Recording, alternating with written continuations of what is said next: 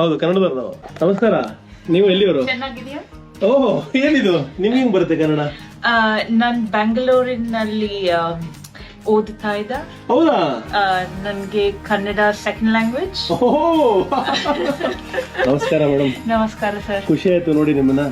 ಏನ್ ನಿಮ್ಮ ಹೆಸರು? ನರ್ಗಿಸ್. ನರ್ಗಿಸ್. ಇವಾಗ ಏನ್ ಮಾಡ್ತಾ ಇದೀರಾ? ಎಲ್ಲಿದ್ದೀರಾ? ಎಲ್ಲಿಯವರು ನೀವು ಆಕ್ಚುಲಿ? ನಾನ್ UK ನಲ್ಲಿ ಮನೆ.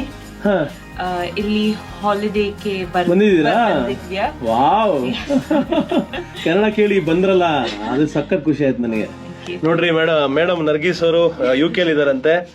ಅವರು ನನ್ನ ಕನ್ನಡ ಮಾತಾಡೋದನ್ನ ಕೇಳಿ ಇಲ್ಲಿ ಬಂದು ಐಡೆಂಟಿಫೈ ಮಾಡಿ ಮಾತಾಡಿಸಿದ್ರು. That is the greatness of Har.